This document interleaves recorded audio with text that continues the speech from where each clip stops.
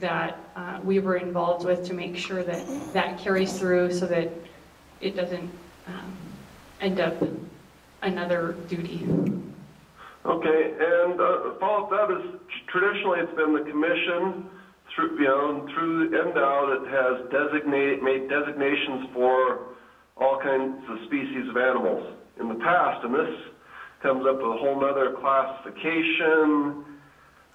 Dangerous animal. Does that have any secondary effects on the classifications that the commission might have? Seems like a lot there to the classification.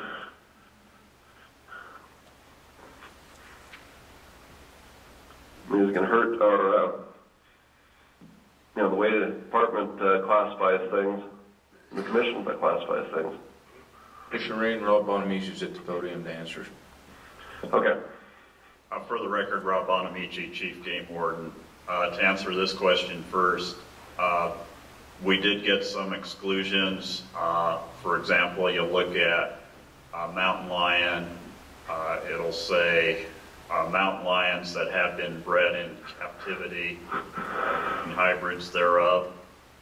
And the reason that was put in there is multi-facet. One reason being that we didn't want people associating mountain lions in the wild as dangerous animals because they exist out there and it doesn't mean they're dangerous. So we focused on in captivity. The other reason being for addressing, if this should pass, we are going to have to look at our NACs, and we already stipulated to that, and make sure they're in concert with everything. The main issues that occurred at the meeting focused around future individuals that wanted to possess these type of animals and would in the future be excluded from possessing them. The other issue that was brought up is that many of the people in possession of these animals, in particular the mountain lions and bears, bobcats, brought up and portrayed that NDOW already permits these animals, so this is duplication. NDOW has all this under their jurisdiction, which is not totally correct.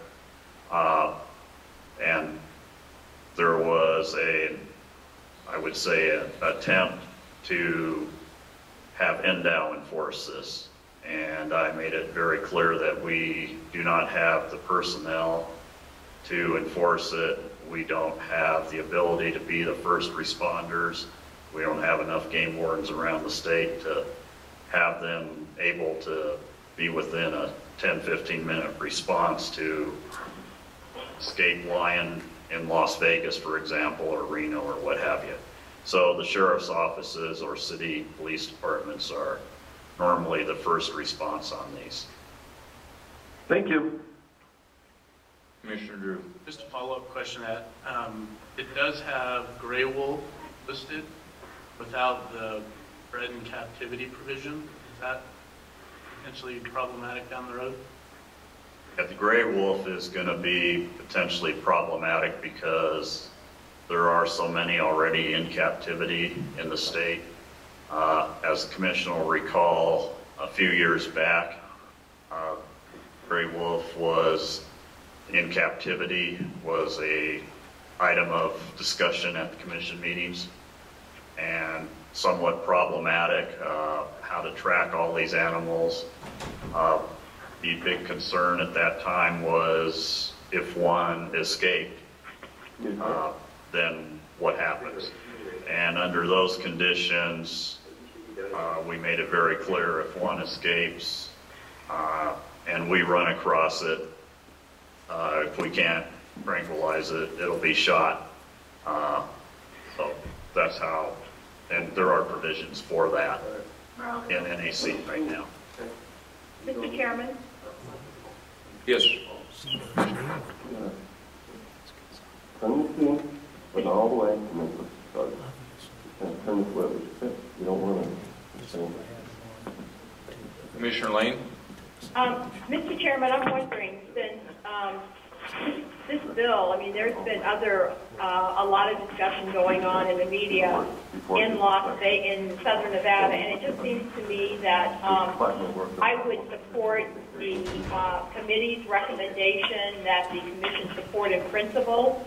And, you know, their two viewpoints, I would support that and suggest that we move on, since I think what we're going to see from this bill, if it does, I think there are going to be a lot of amendments that we may not even be aware of at this time because of the level of exemptions. So, you know, my recommendation would be that we support the recommendation of the committee, their in principle statements, and move on. Okay. Any other discussion from the commission? Seeing none, I'll take it out to public comment. Any public comment? Mr. Blakesley.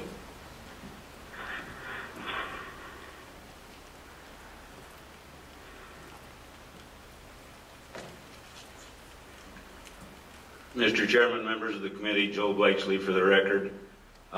Today I'm actually speaking for the Zoological Association of America. Change for me. Give you a brief history of that. Dr. Jay Holt, who is on the Clark cab, owns a zoo in Moapa. It's a zoo that's accredited by the Zoological Association of America. He knew that I was lobbying on wildlife issues, and he asked me for advice, and so it morphed into where I'm actually being a lobbyist for those people now. So I'll give you a brief history of what's going on. Maybe I can clarify some of this bill. It's huge, it's complicated, but I'll just give you some information. Basically what you've got are two zoo organizations, and then the private reserves. You've got the Association of Zoos and Aquariums, which acronym is AZA. Then you've got the Zoological Association of America.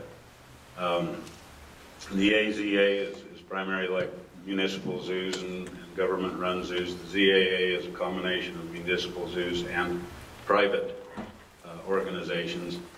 And the position that I'm advocating today is equal treatment under the law.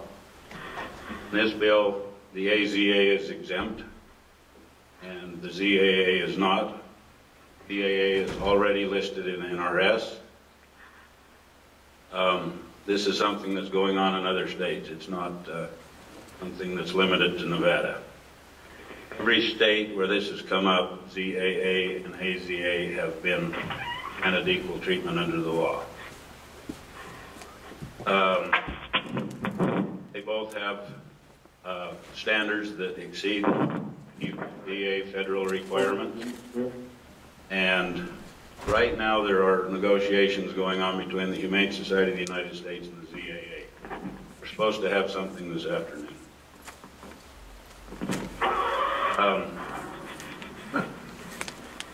Really the things we're talking about are some primate issues and some contact issues. How much contact you can have with different animals.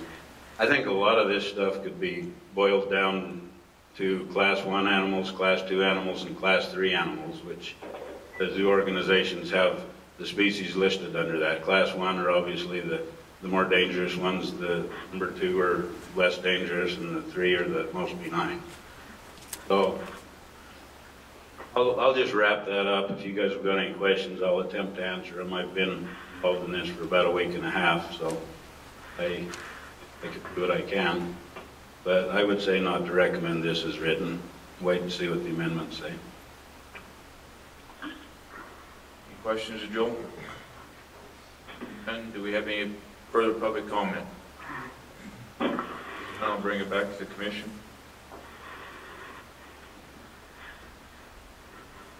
Commissioner Macbeth. I'm really torn on this. I really want to make a recommendation along the lines of what the committee made.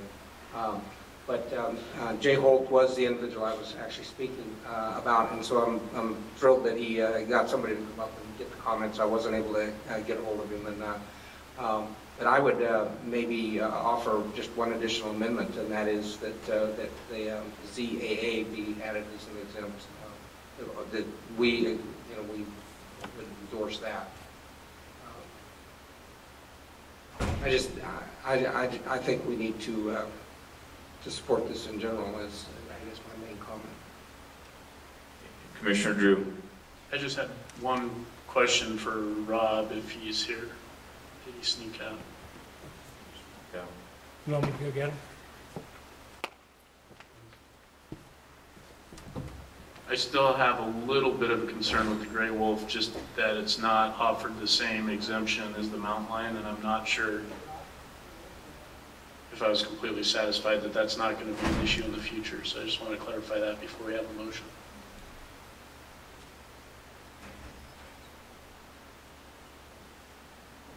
I'm sorry, Mr. Drew, I didn't hear what you said. Did you make a motion? Are you prepared to?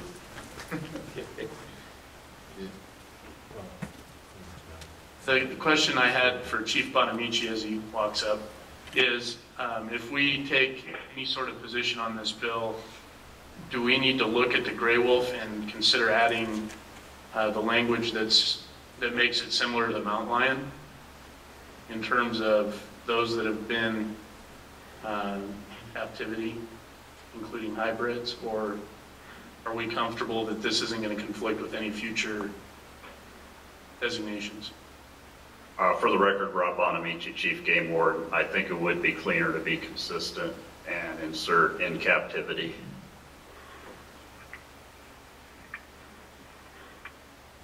Okay, any further discussion?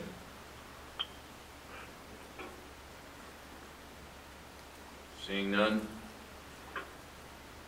Commissioner Drew. So let me try this. I would make a motion that the commission support the concept of SB 245 with 2 proposed amendments, including the ZAA as an exempt organization, and including language similar to mountain lions, breed that have been bred in captivity, including hybrids thereof, gray wolf. I'll second that. We have a motion and a second. Any further discussion? Some here. On the ZAA, I don't think we're looking at exempting the ZAA, we're looking at exempting the members of the ZAA. Wouldn't that be what we're talking about, really? Joel, could you come forward?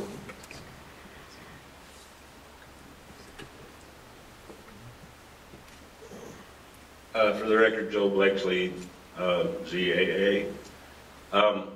Well, if you exempted the ZAA, you'd be exempting the members of the ZAA. There are 3 main ones in Nevada right now. Jay Zoo, which is called Ruse and More, the Flamingo Casino that has their bird garden, and the Lion Habitat of Nevada, which houses the MGM lions. The AZA has really only 1 member, and that's the Mandalay Bay. So I would say that I would be consistent with the rest of the states where they've given them both the same. I mean, they have very similar accreditation, and it's almost identical. So you heard the motion. Mr. Blakes, are you comfortable with the way that was stated in the motion? Yeah. Commissioner Rain, any further discussion? Yeah, Mr. Blakeslee, now, wouldn't it be like accredited members of the ZAA? I mean, there's got to be some language in there that's correct, because just exempting a national organization, we wouldn't be stating that it would be exempting the members, just the organization that really doesn't, that accredits the others. So it's got to be some language that accredited members of the ZAA, or something to that effect, right? Well, if you're a member of the ZAA, you're accredited by the ZAA. So members of the ZAA, would you consider that to be better language, members of the ZAA or the ZAA? And people have more legislative experience too. I would just say the ZAA. I mean, we're not the legislature here. Okay. We're just making a simple recommendation. Commissioner McNair. Mr. Chairman, we've got language up there. All we have to do is say or or and, whatever appropriate language. I mean, it's already written there. It says, uh-oh, my highlight disappeared. Where'd it go? Institution that is credited by the AZA or CAA. I mean, you're just adding the recognition. I think that's how I'm understanding the intent of the motion here. So that's how. That sounds good. Sounds good. Okay, thank you. Commissioner Lane? I guess I would not support that addition only because I know that there are a number of amendments going on regarding those two, and do we want to get that definitive in terms of what we're doing here? I guess that would be my question. So I'm not sure I'm willing to support that particular amendment. Okay. Okay, so with that in mind, Commissioner Lane, I guess you probably could help lead the discussion a little bit as well. Do you have concerns with the ZAA?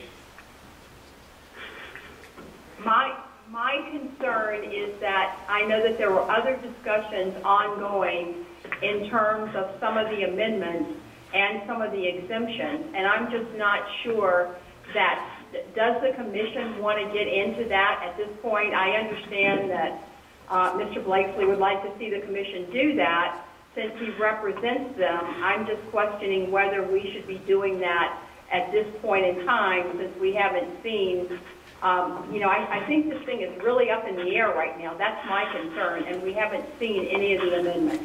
That's the only, I think that we should probably go back to what the committee originally proposed and the idea of support in principle, and that's what I would like to see at this particular time. Commissioner Drew? I believe the motion was to support in principle with those two suggestions.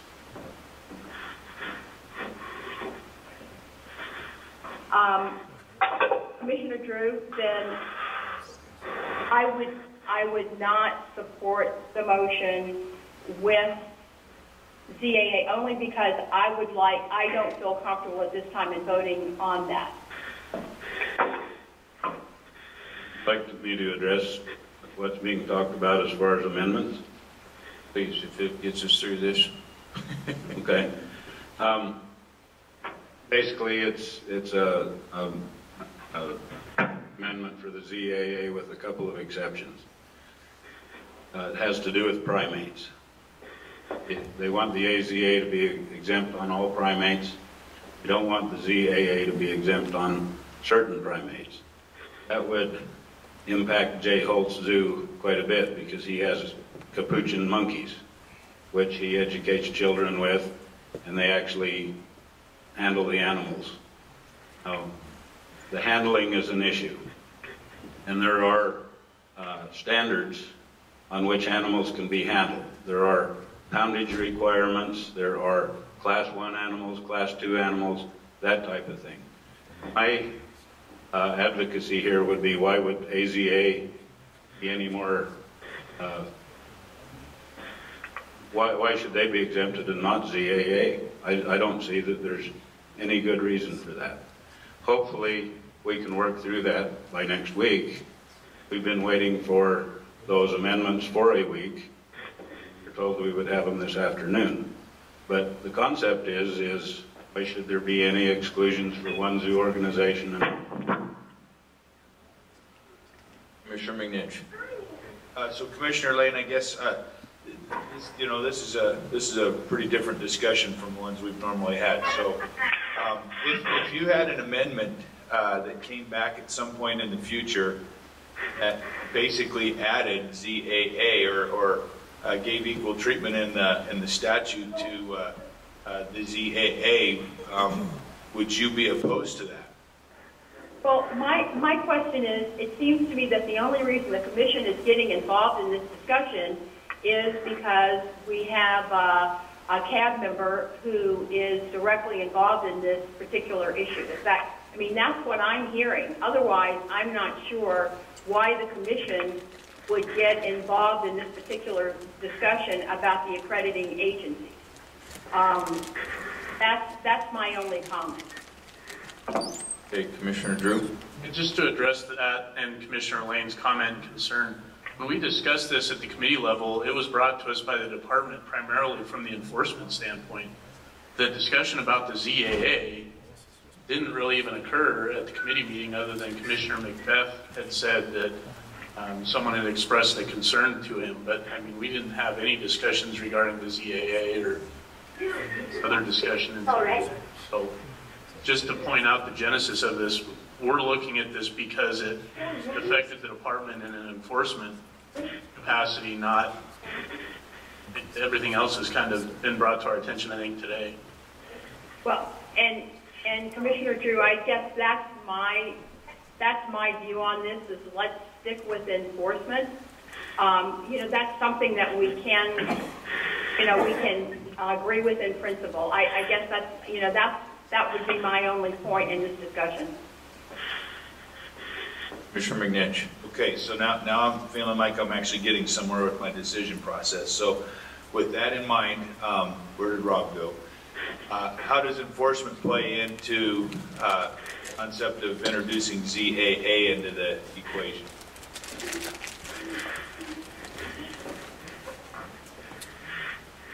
Does it make clarifications that make enforcement more clear or better or something along those lines?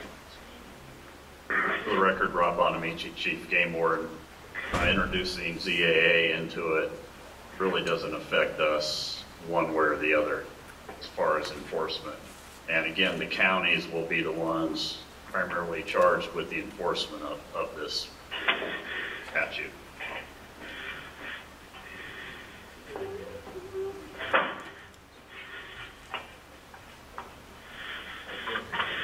So I have a motion and a second. We've had a lot of discussion. Everybody still understand the motion? Okay, I'm going to call for the, unless there's more discussion, I'm going to call for the vote. All those in favor signify by saying aye. Aye. All those opposed? Well, I'm going to go through the ayes on the phone. Commissioner, well, I'm just going to take your vote on the phone. Commissioner Lane? I'm not voting aye. Okay. Commissioner Moore, aye. Aye. Commissioner Wallace? Aye. Commissioner Rain? Aye. You got the vote, Suzanne? Okay. And just to Commissioner clarify, McNinch? I was a nay. 2 nays. Okay, thank you. All right. Item 10, 93, OHV.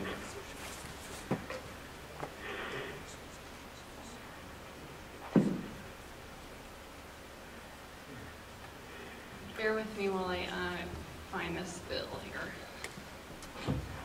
Mr. Chairman, Yes. this is Commissioner Moore. I think I'm going to have to get off. Okay. So, if I get a chance, I'll check back in later and see if you guys are still on. Is that possible to do with this system? Yes, with that. Just punch in the... If you can't get back on, just text me and I'll know that you're trying to get back on. We'll figure out how to get you there. And is there any item of concern that we need to address before you get off? My interest was in that SB 134 because there was a considerable amount of change since the commission made a decision on it the last meeting, and AB 345. And I'm assuming AB 345 may take a considerable amount of time. Yes. Yeah, okay. Okay. All right. All right. If I get a chance, I'll be back on. Thanks. Okay, thank you. Bye.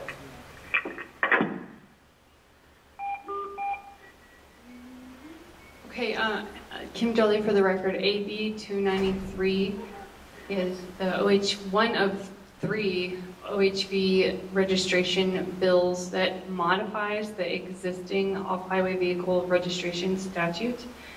And this bill, as I mentioned earlier, has several different points to it. And they were that it changes the annual registration renewal to a 3-year renewal. It changes the sticker to be a smaller sticker for the OHV registration, and it exempts a large portion of OHVs, and it also has the element of the on-the-spot registration and collection of money. The committee had a decision on this, and they actually made a policy recommendation on all of their OHV bills. So I don't know if you want to go into the language, or if Commissioner Drew wants to elaborate. Commissioner Drew? Yeah, the committee's recommendation as it regarded AB 293 was to recommend the commission oppose as written. And then there were two other relevant bills, SB 109 and SB 343, that we didn't have a lot of information on. So I think what I would recommend is maybe addressing AB 293, and then Chief Bonamici could address the other two and see if it's something that this commission wants to weigh in on at this point or not. My understanding is that the other two were substantially less substantive than AB 293. Okay. Any further commission discussion? Briefly, what were the committee's, if I could, what are the committee's problems with this bill? What were the main, and was there just lots of stuff, or do you have 2 or 3 points that were bad? To address Commissioner Rain's question, there were several issues. One was the exemptions. There is an exemption in there for OHVs that are under 500 cc's, which is a substantial amount of OHVs. There was an exemption, or not an exemption, the language that talked about shrinking the size of the registration sticker was problematic from an enforcement standpoint. And then, of course, the enforcement provision that talks about on-site registration, and maybe Chief Bonamici could talk about that, was also a concern. Thank you. So significant portions of the bill, I guess, would be the best way to summarize. Yes. Any other commission comment? Any public comment? Seeing none, I'll bring it back to the commission for a motion. Commissioner Drew, for the record, I would move that we, the commission, accept the committee's recommendation to oppose AB 293 as written. Second. We have a motion by Commissioner Drew, second by Commissioner McNinch. I'm going to call for the vote. For any discussion? Slight discussion. Would be opposed, if I could, Mr. Chairman? Yes. Scott Raines, for the record. You know, it appears to me that the issues that the committee has a problem with are the exact reasons I like the bill. I mean, those particular provisions, and especially the 3-year provision, makes it a lot more customer friendly. I'd say the only real problem is the on-site inspection portion. The sticker makes it a lot simpler. Exempting a whole pile of vehicles will make it a lot simpler to enforce for the state, and will probably preserve the intention of the original legislation to begin with, and the main problems that exist with OHVs. So for those reasons and others, I'll definitely be opposed to the motion. I think it's a relatively good bill. Thank you. Okay, any further discussion? Seeing none, I'll call for the vote. All those in favor signify by saying aye. Aye. Okay, there's 4 ayes in Reno. Commissioner Lane. Aye. Commissioner Wallace. Aye. Commissioner Rain. Nay. And Commissioner Moran Young did not vote. Not present. Okay, we're moving on to number 11, SB 299, falconry.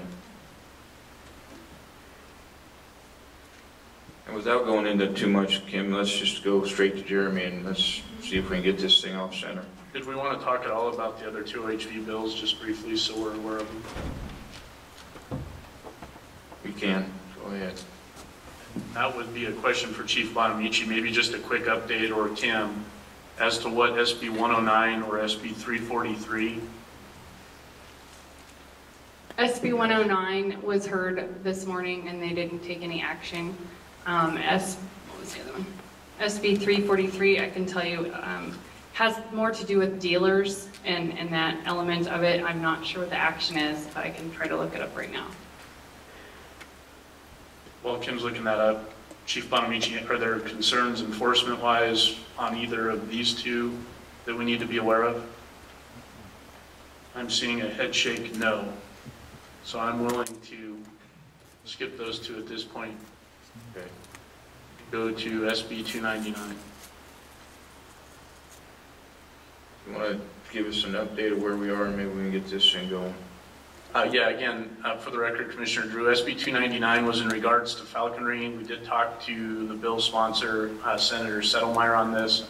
His intention with introducing this bill was to make sure we had basically a backstop measure in place if the regulatory process got cut up on the NAC that this commission passes at its last meeting.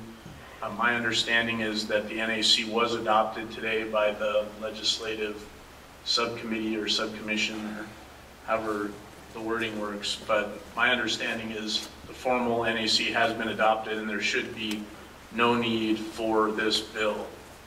It was pulled. It was scheduled for hearing Thursday, yesterday, and it did get pulled from the agenda. So at this point, I think we're probably in good shape, irregardless of.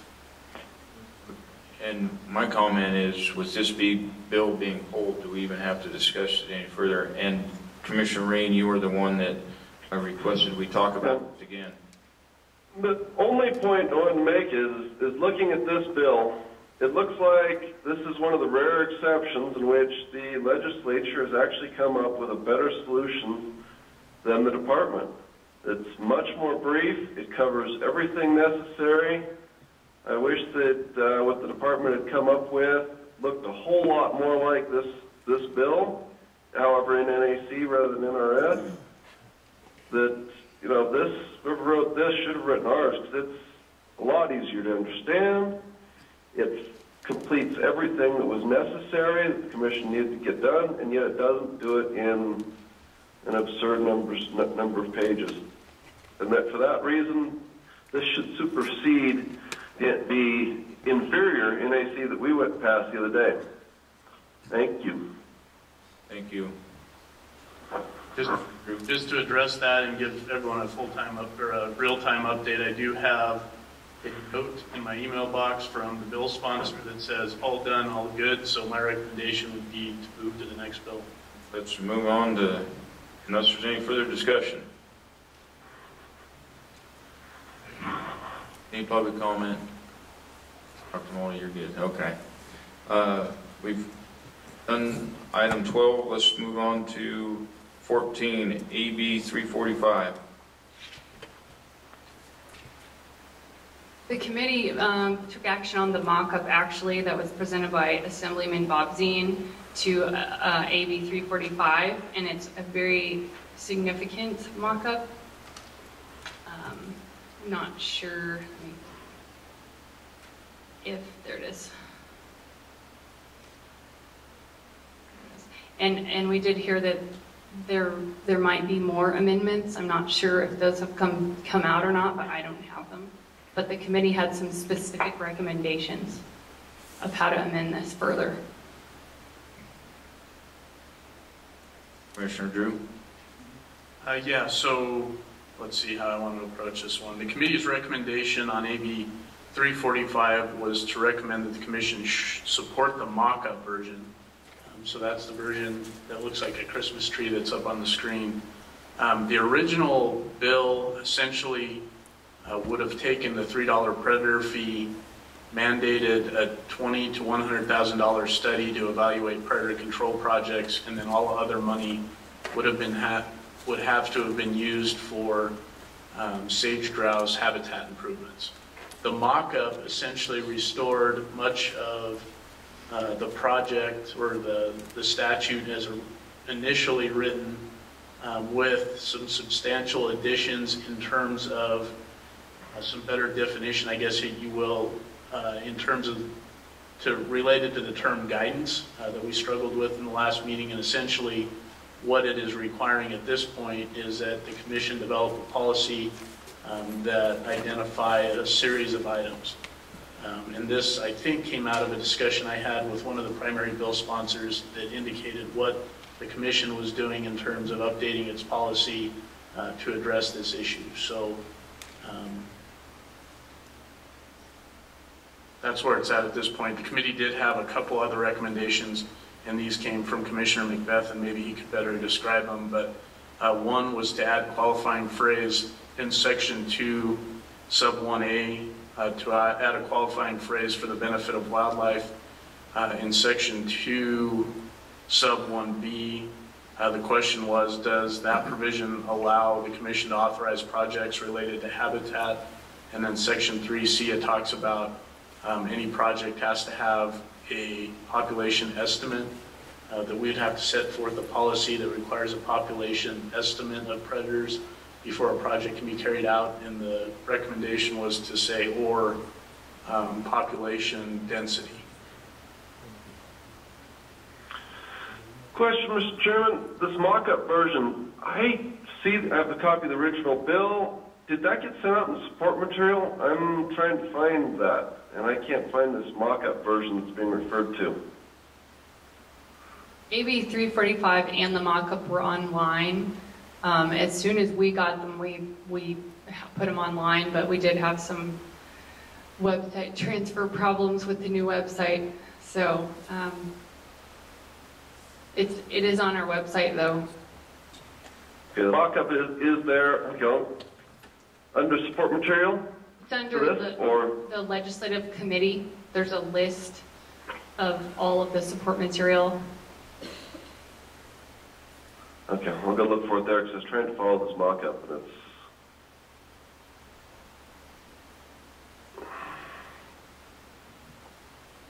I don't know if anybody else on the phone found it. Maybe they did.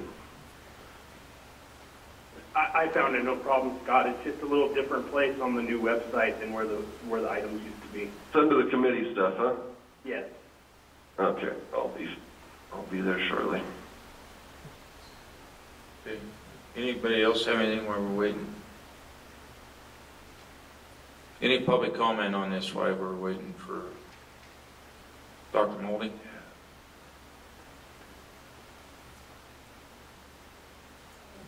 Mr. Chairman, Don Moldy, Reno. A couple of things. In Section 1, I did make a suggestion to the committee that you see an amendment there where things must be managed according to the best science available. I had suggested that NRS 501.10 be left alone, that in NRS 501.105, where it defines commission duties, the policies and regulations be conducted in accordance with the public interest and modern scientific data. I thought my wording was better and that they should have included that, but they didn't.